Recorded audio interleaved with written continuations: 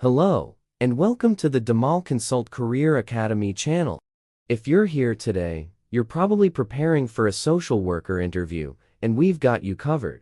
In this video, we'll walk you through some of the most common social worker interview questions and give you expert tips on how to answer them.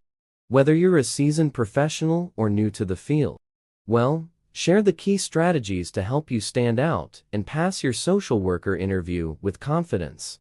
So grab a pen, take some notes, and let's dive in. 1. Why did you choose a career in social work? I chose a career in social work because I have a deep passion for helping individuals and communities overcome challenges and achieve their potential. I've always been drawn to roles where I can make a meaningful difference in people's lives, and social work provides the opportunity to do just that. My decision was inspired by seeing how impactful support can be for individuals facing difficult circumstances. Whether it's advocating for vulnerable populations, helping families navigate crises, or connecting people to the resources they need, I find the work incredibly fulfilling. Social work aligns with my values of compassion, quality, and social justice. I am committed to promoting empowerment, ensuring dignity, and creating opportunities for people to improve their quality of life. It's a profession where I can combine empathy with practical problem solving to make a tangible difference in society, which is why it feels like the perfect fit for me. 2. Can you describe a time when you had to manage a challenging case? How did you handle it? In my previous role as a social worker, I managed a challenging case involving a family with complex needs, including financial difficulties, mental health issues, and child welfare concerns. The situation required a multifaceted approach to address the immediate and long-term needs of the family. First, I conducted a thorough assessment to identify the key challenges and risks. I worked closely with the family to understand their perspective and build trust, which was essential for their engagement. I then collaborated with multiple agencies, including mental health services, housing support, and child protective services, to create a comprehensive intervention plan.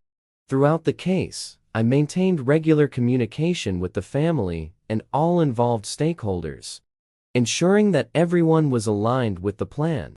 One particularly challenging moment occurred when the parents initially resisted engaging with mental health services. I addressed this by listening to their concerns, explaining how the support could benefit their family, and involving a mental health professional to provide additional reassurance. By staying empathetic, persistent, and solution-focused, I was able to help the family stabilize their living situation, access the mental health support they needed, and improve their parenting skills. The case required patience, adaptability, and effective communication to navigate the challenges successfully. Ultimately, the family's situation improved significantly, and the children were able to remain in a safe and supportive environment. 3. How do you prioritize your caseload and manage time effectively? To prioritize my caseload and manage time effectively, I focus on organization, communication, and flexibility. I start by reviewing all the cases to determine urgency, identifying clients with immediate safety, health, or crisis concerns, and addressing those as a priority. I use tools like case management software, calendars, and to-do lists to keep track of deadlines, appointments, and follow-ups. Effective time management also involves setting clear goals and expectations for each day, breaking larger tasks into manageable steps, and allocating time accordingly. For instance, I ensure that time-sensitive matters, such as court deadlines or urgent client interventions, are handled first, while routine cases are scheduled for later. Additionally, I maintain open communication with clients and colleagues to avoid misunderstandings and delays. Regularly reassessing priorities is crucial because unexpected situations often arise in social work. In those cases, I remain adaptable while still meeting deadlines for ongoing tasks.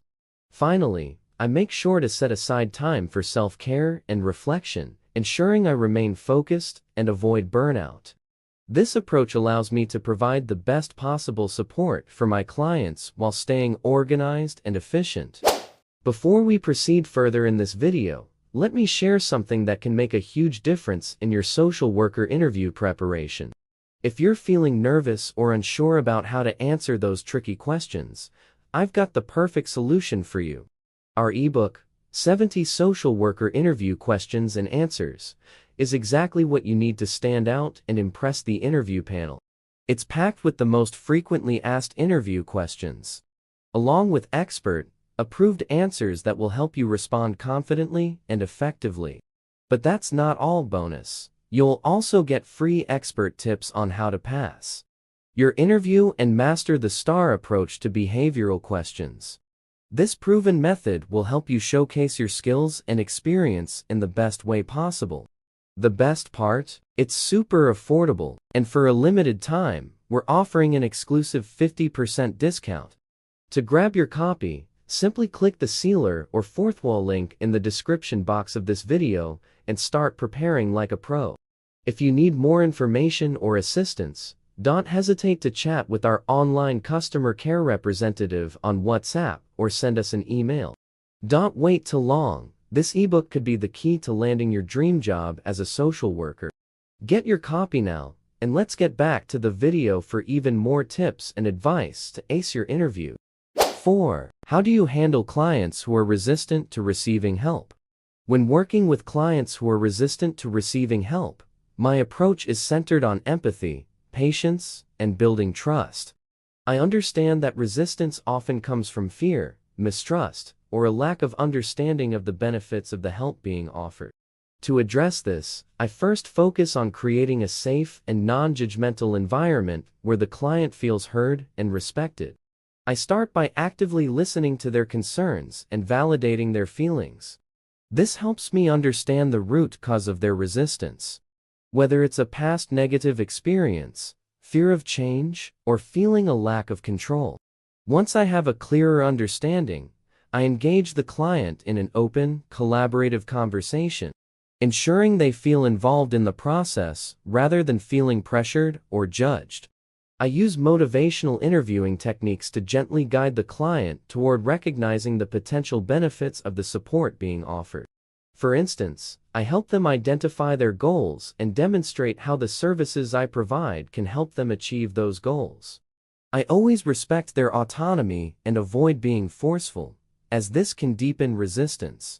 If the resistance persists, I take small steps to build rapport over time, focusing on their strengths and allowing them to take ownership of their decisions.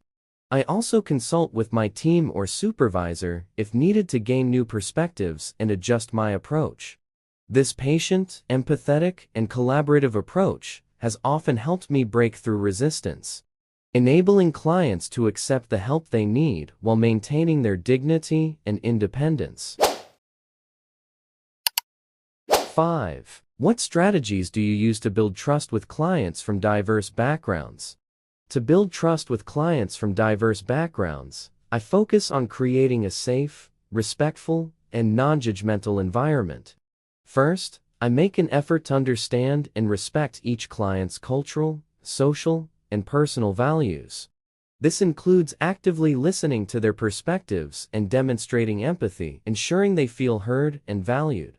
I avoid making assumptions and instead ask open-ended questions to understand their unique experiences and needs. Another strategy I use is practicing cultural humility. This means being aware of my own biases and continuously learning about the diverse cultures and communities I work with. I also tailor my approach to align with the client's preferences and communication style, ensuring I respect their boundaries while still fostering a collaborative relationship. Building trust also involves being transparent and consistent. I ensure that I clearly explain my role, the services I provide, and any processes involved, so the client knows what to expect. Following through on commitments and being reliable is key to maintaining trust over time. Lastly, I empower clients by involving them in decision-making and acknowledging their strengths. By creating a partnership based on mutual respect and collaboration, I aim to build trust and provide meaningful support that aligns with their goals and values. 6. How do you stay current with social work practices and laws? To stay current with social work practices and laws, I rely on a combination of continuous education, professional development, and staying connected with reputable resources across various countries, including the UK, USA, Europe, and New Zealand. I regularly attend workshops, seminars, and training programs that focus on the latest advancements in social work practices, changes in legislation, and emerging trends relevant to the profession. These training sessions often cover international standards and frameworks that help me understand the broader scope of social work. I also subscribe to professional journals, newsletters, and resources from organizations such as the British Association of Social Workers, the National Association of Social Workers in the USA, and other country-specific social work bodies like ANZOS in New Zealand or European social work networks. These platforms provide updates on new research, policy changes, and innovative practices in social work. Additionally, actively engage in peer networking and professional forums, both locally and globally, to share experiences and learn from colleagues in the field. I participate in webinars and online courses offered by universities, global organizations, or platforms like Coursera, ensuring I'm informed on diverse topics like mental health, child welfare, and community development. For legal updates, I routinely consult government websites, legal resources, and policy databases specific to the countries I work in or interact with. This helps me stay informed about new laws, amendments, and ethical guidelines. By combining education, networking, and reliable resources from various countries, I ensure that my knowledge and practices remain up to date, culturally informed, and in compliance with current laws and standards wherever I practice. 7. Can you give an example how you've worked as part of a multidisciplinary team? In my previous role, I worked as part of a multidisciplinary team to support a family dealing with housing instability and mental health challenges. The team included a social worker, a psychologist, a housing officer, and a school counselor. My role was to coordinate resources and ensure the family had access to the support they needed. For example, during a case conference, I collaborated with the psychologist to address the parents' mental health needs, while working closely with the housing officer to secure stable accommodation. I also coordinated with the school counselor to support the children's emotional well-being and ensure continuity in their education. Throughout the process, I acted as the central point of contact, facilitating communication between all parties and the family to ensure a unified approach to care. By working together, we were able to address the family's needs holistically, securing stable housing, providing mental health support, and improving the children's school attendance. This experience reinforced the importance of clear communication, mutual respect, and shared goals within a multidisciplinary team, ensuring the best outcomes for the people we serve. 8. What do you believe is the most important quality for a social worker to have? I believe the most important quality for a social worker to have is empathy. Empathy allows a social worker to truly understand and connect with the experiences, emotions, and challenges faced by individuals and families. It fosters trust and creates a safe space for clients to open up about their struggles, which is essential for building effective relationships and offering meaningful support. In addition to empathy, strong communication skills are also crucial. Social workers need to convey complex information in a clear, compassionate manner and advocate effectively on behalf of their clients. Resilience is another vital quality, as the role can be emotionally demanding, and staying focused and optimistic ensures that the social worker can continue to provide support even in challenging circumstances. Ultimately, while many qualities are important for a social worker, empathy is the foundation that enables meaningful engagement, informed decision-making, and positive outcomes for the people they serve. 9. How do you handle emotionally difficult situations or burnout in your work? Handling emotionally difficult situations and preventing burnout as a social worker requires self-awareness, emotional resilience, and effective coping strategies. When faced with emotionally challenging situations, I prioritize maintaining professionalism while also practicing empathy and compassion. I allow myself to acknowledge the emotional weight of the situation without letting it overwhelm my ability to make objective and informed decisions. I focus on supporting clients through active listening, understanding their needs, and providing solutions within my professional capacity. To manage burnout, I rely on a combination of self-care practices and seeking support from my team or supervisor. Self-care for me includes setting boundaries to ensure I don't take work-related stress home, practicing mindfulness or meditation, and maintaining a healthy work-life balance. Additionally, actively participate in reflective supervision or peer support sessions, which allow me to share and process challenging experiences with colleagues in a safe and constructive environment.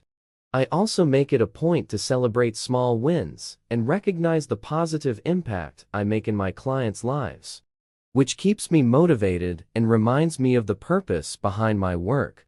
By proactively managing stress and seeking support when needed, I ensure that I can continue to deliver the best possible care and support to my clients without compromising my own mental and emotional well-being. 10. Can you describe a time when you advocated for a client and what the outcome was? In my previous role as a social worker, I worked with a client who was a single mother at risk of eviction due to financial difficulties. She had applied for housing assistance but was denied due to incomplete documentation. After carefully reviewing her case, I discovered that she had provided the necessary documents, but they were misfiled by the agency. I immediately contacted the housing authority, explained the situation, and submitted a written appeal on her behalf. I also arranged for additional supporting documentation to strengthen her case. While advocating for her, I maintained regular communication with the agency and ensured her case was prioritized. Additionally, connected her with a local charity that provided temporary financial assistance to cover her rent during the appeal process. The outcome was successful. Her housing assistance application was approved, and she was able to stay in her home. This advocacy not only prevented her and her child from becoming homeless, but also relieved her financial stress, allowing her to focus on long-term stability. This experience reinforced my belief in the importance of persistence and clear communication when advocating for clients. It also reminded me of the impact that effective advocacy can have on improving someone's quality of life. Do you have questions for us? Thank you for the opportunity to interview for this role. I do have a few questions. 1. Can you tell me more about the structure of the team I would be working with and the support available for social workers in this position? 2. What are the organization's biggest priorities or challenges right now, and how can the person in this role contribute to addressing them? 3. What opportunities for professional development, training, or further certifications are available for social workers within your organization? 4. How do you support staff in maintaining a healthy work-life balance, given the emotionally demanding nature of social work? 6. Finally, could you provide more insight into the next steps in the hiring process and when I might expect to hear back? Thank you so much for watching. We hope these tips and sample answers will help you feel prepared and confident as you head into your social worker interview. Remember, being well prepared is key to making a great impression. So take the time to practice and showcase your skills and passion for helping others. If you found this video helpful, don't forget to like, comment, and subscribe to Dhamal Consult Career Academy for more career tips and interview advice. Good luck, and we're rooting for you on your journey to success.